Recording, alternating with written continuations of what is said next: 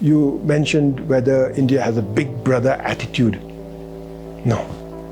So the attitude is not of a big brother, which is controlling, which does not allow the little brother to blossom and grow. No. Well, this is a special administrative region that's going to have independence in terms of government and lawmaking and the judiciary. This is the first of its kind in the world.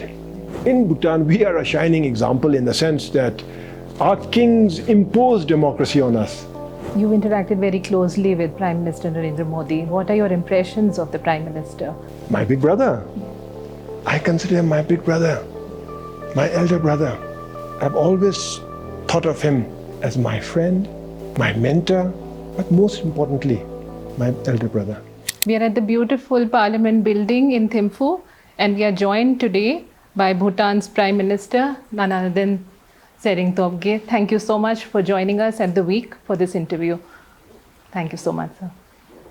If we talk of priority sectors of cooperation going forward, how do you see the upcoming 13th five-year plan of Bhutan and India's role in really helping growing together in this partnership? Our 13th five-year plan, we've started this on July 1st, last month. And it is an ambitious plan.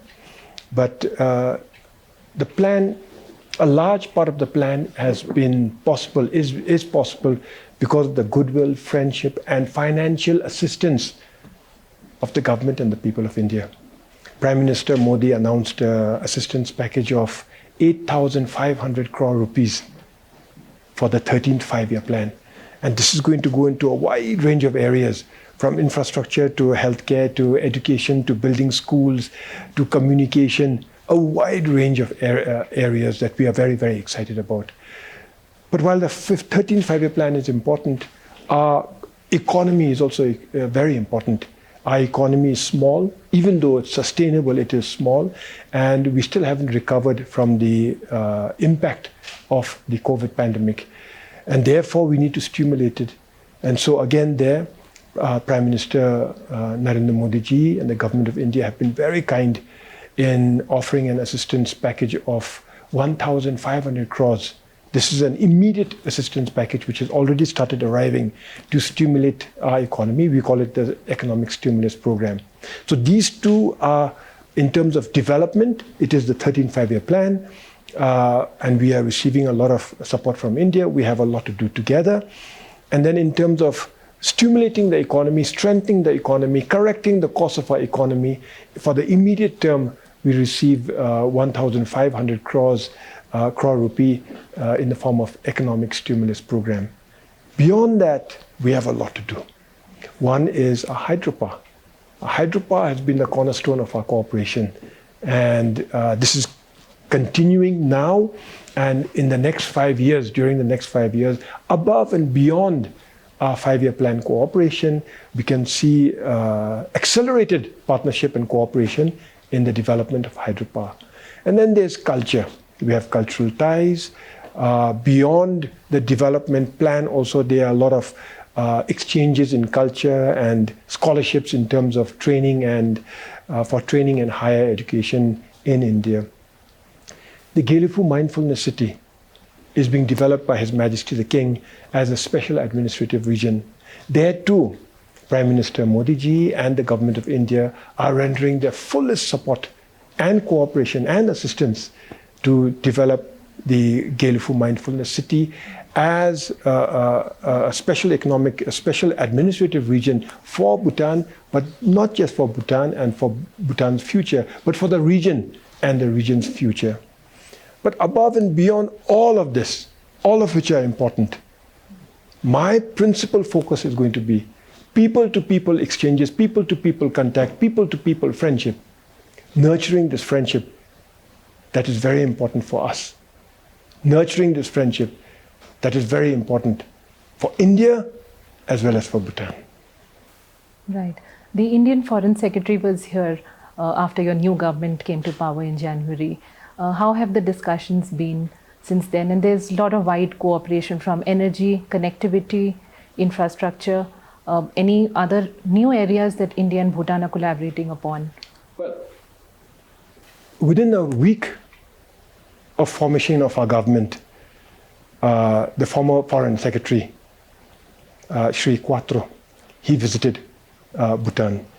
And we discussed the 13th Five-Year Plan and the Economic Stimulus Program, the hydro exchanges in partnership in terms of hydropower development, the support that's required for the Gelephu Mindfulness City, and a whole wide range of areas. This was 1 week, within a week after we formed the government.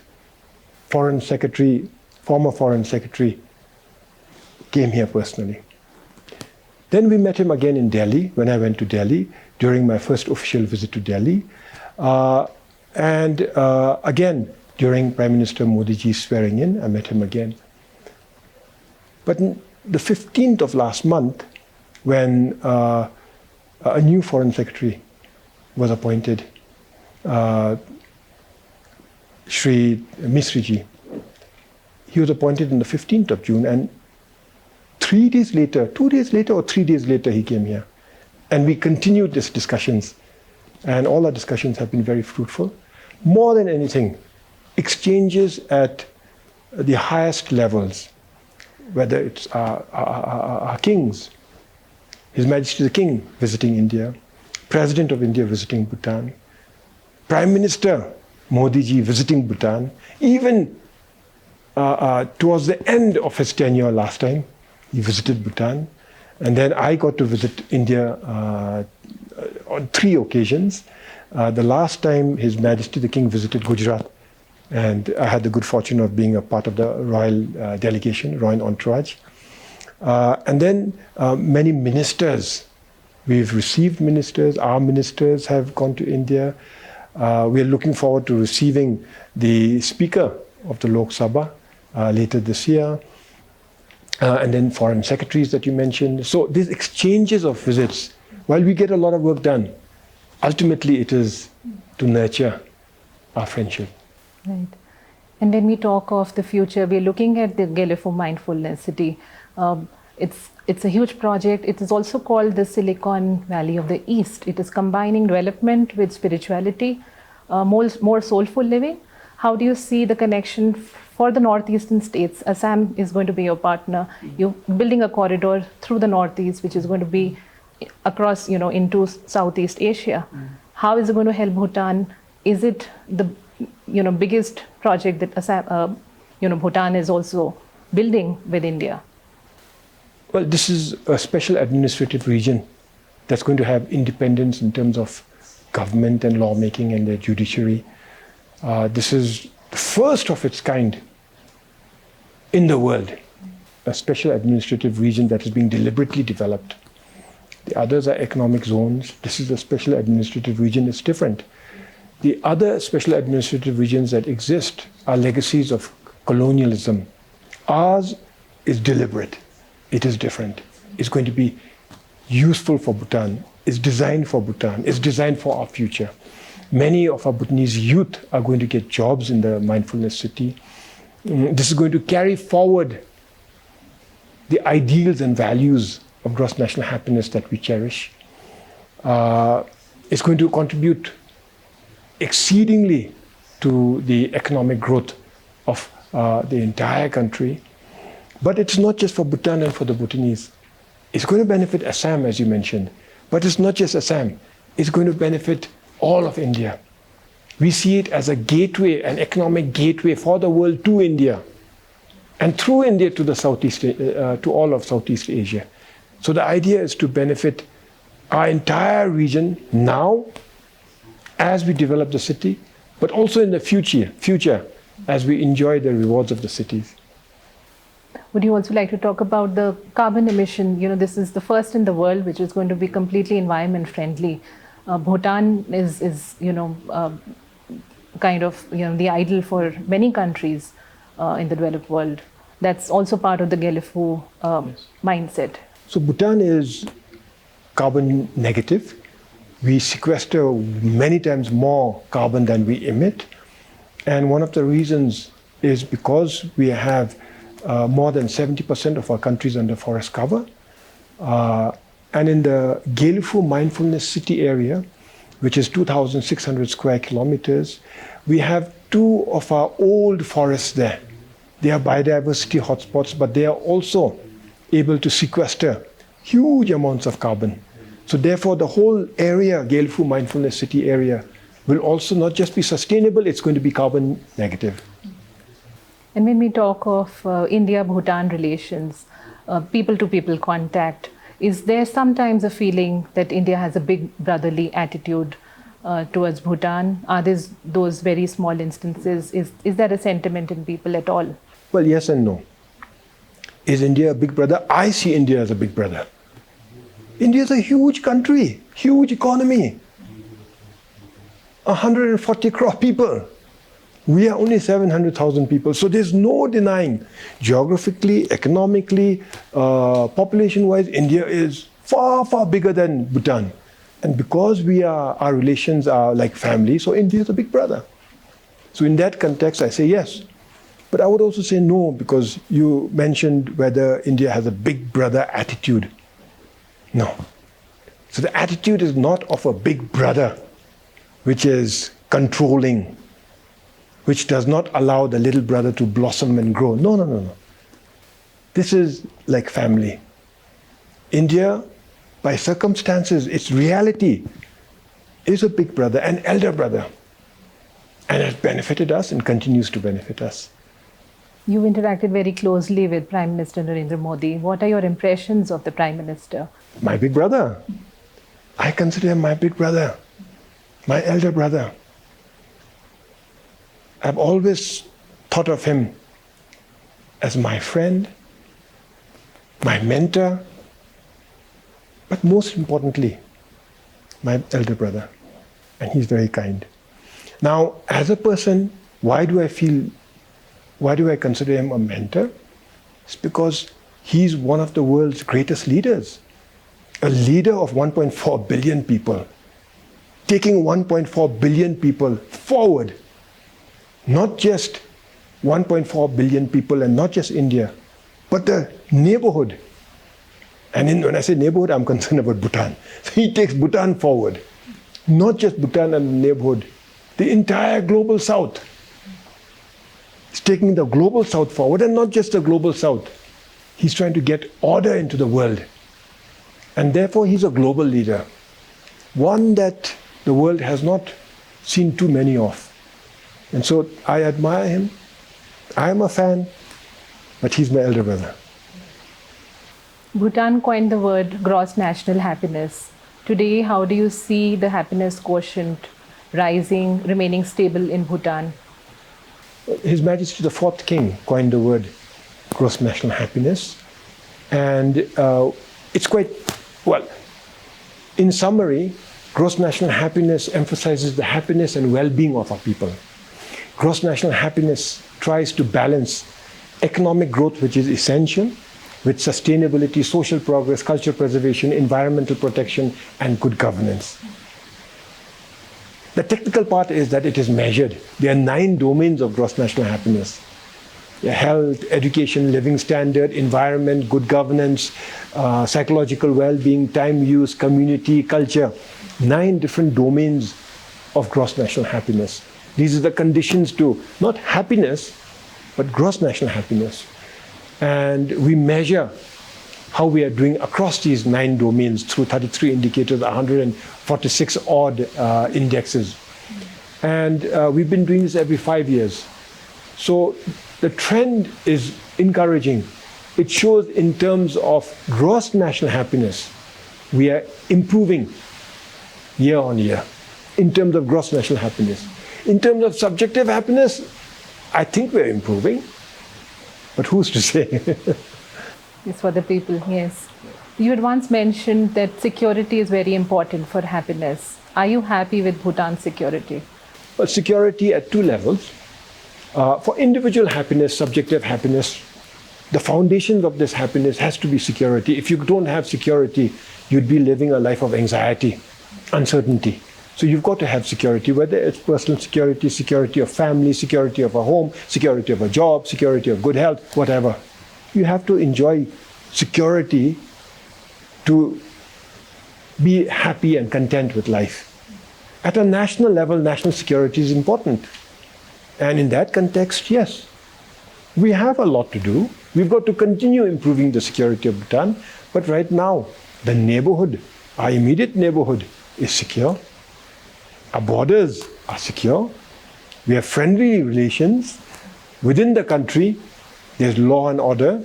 There's no reason for insecurity among our people. So yes, our security is good. Do we need to do more?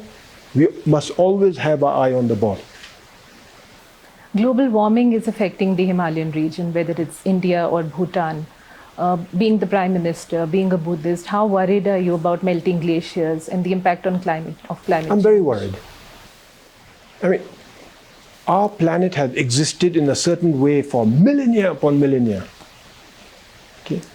And now, within a few decades, if you're going to change it, it's going to upset that balance. It's taken thousands of years to achieve a certain balance. And we human beings are upsetting this balance in a few decades. So I am concerned. Glaciers have existed in the Himalayas thousands of years.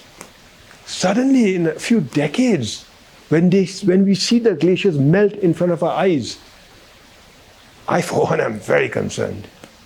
Project this danger into the future, projecting the danger into the future, whether it's global warming or the interrelated melting of our glaciers, this is going to wreak havoc in the Himalayan region. And when the Himalayan region suffers, all the people downstream, the Himalayan rivers feed most of India, they will also suffer. So you think about the future, unless we correct course now, you can already predict, we can already see into the future the suffering of our people. Unfortunately, correcting costs you cannot do in isolation. You cannot even do it regionally. We should have regional partnerships, but it's not enough. Global action is required. Otherwise, we all suffer together. What has been your most significant achievement as Prime Minister since 2013? My first tenure as Prime Minister. Look at the entire decade. Just 5 years, not a decade.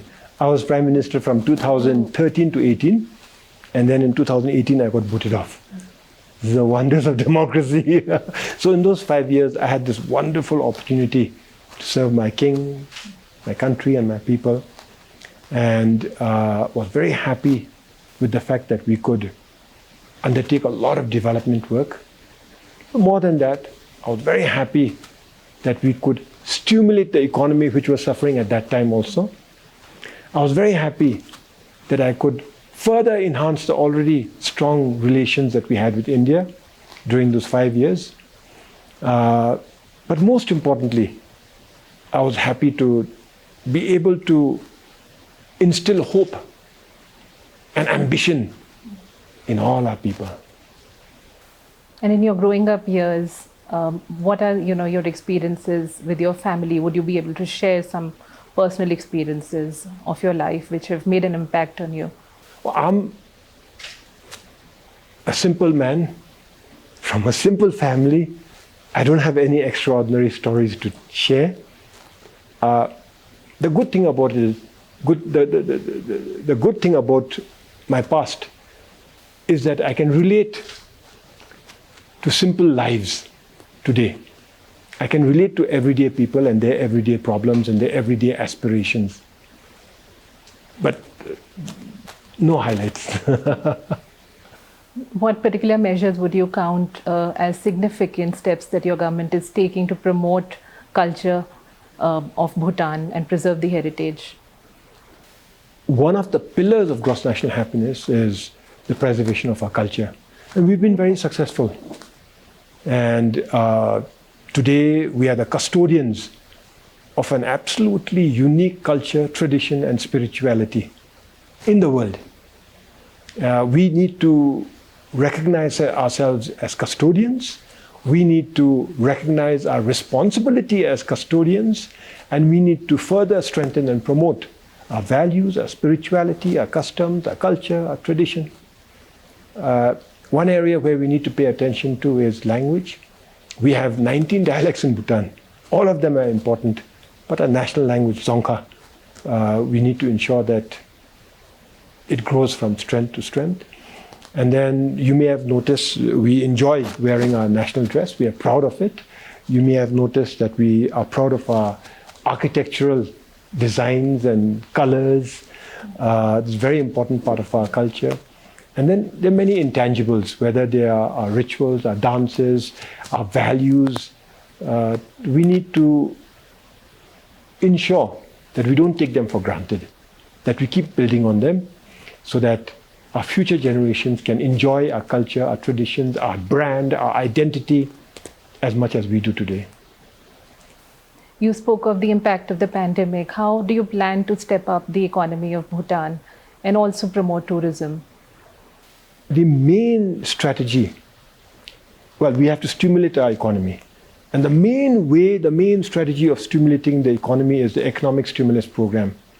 This is possible because Government of India is financing 1,500 crores, and this is very generous. And this will inject a lot of money into the economy, but more importantly, instill a lot of hope and optimism among our people. And this is going to be the strategy by which we uplift our economy immediately. Within that, there's a lot of infrastructure development. Investments in infrastructure is going to give the whole construction ecosystem a lot of opportunities. And then we are focusing on tourism, trying to get in investments from outside, hydropower sector I mentioned earlier, agriculture. We've got to move away from subsistence to commercial agriculture so that our farmers get money in their hands. A lot to do, Namrata, a lot. But it is my privilege and my honor to serve. Right. Unemployment has been an issue for young people in Bhutan. How do you see growing opportunities for youngsters? You see a lot of Bhutanese leaving the country also. Is that a big concern, and how are you dealing with it? So overall unemployment is 3.7%, not too bad. Youth unemployment is 19%, almost 20%. Very bad. That is very dangerous. And partly because of that, many of our youth are migrating out. And because we are all relatively well educated and everybody can speak English, we can get jobs anywhere in the world, especially in English-speaking countries, whether it's in India or in England or in Australia. Many of our youth are making a beeline to Australia. The wages there are very high. So they're going there to study. While studying, they can work and their partners can work. So they can make money, which is good. They can get some experience, acquire experience and knowledge, which is good. And hopefully they will return to Bhutan. Now in Bhutan, we must ensure that the fundamentals of our economy are strengthened. We must ensure that economic growth is possible. We must ensure that economic opportunities are provided. So those who are here can avail of those economic opportunities, while those who are working abroad would see these opportunities in the country and return home and inject further and take up those economic opportunities by using whatever money they have saved abroad, but more importantly, investing the knowledge, skills, and experience they may have acquired when they were abroad.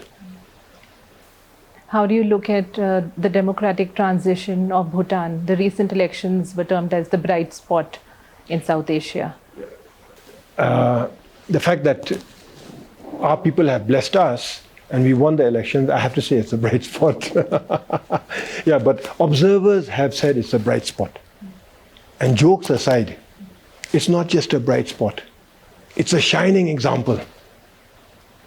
Why do I say a shining example? Because democracies are the result of civil strife. They are either imposed by colonial powers or local populations. There's a revolution, civil strife, they fight, there's bloodshed, and then they earn democracy. In Bhutan, we are a shining example in the sense that our kings imposed democracy on us. Our democracy was very carefully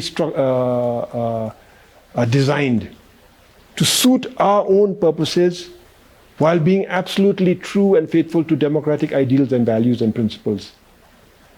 So our democracy is uniquely structured for Bhutan, yet recognizable as any other democracy in the world. The other reason why we are a shining example is that we've had 4 elections, Namrata. 4 elections have yielded 4 different governments. So our people understand their responsibilities in democracy. So like during the first elections, we were in opposition. Second elections, we were in government. The third elections, we got booted out of the parliament. We didn't have a single seat. And the fourth election, we're back. So we are all on our toes. So in that sense, yeah, we are a shining example. Yes. Last question. What is your vision for Bhutan? If you would describe your vision for Bhutan in the future, what's your vision?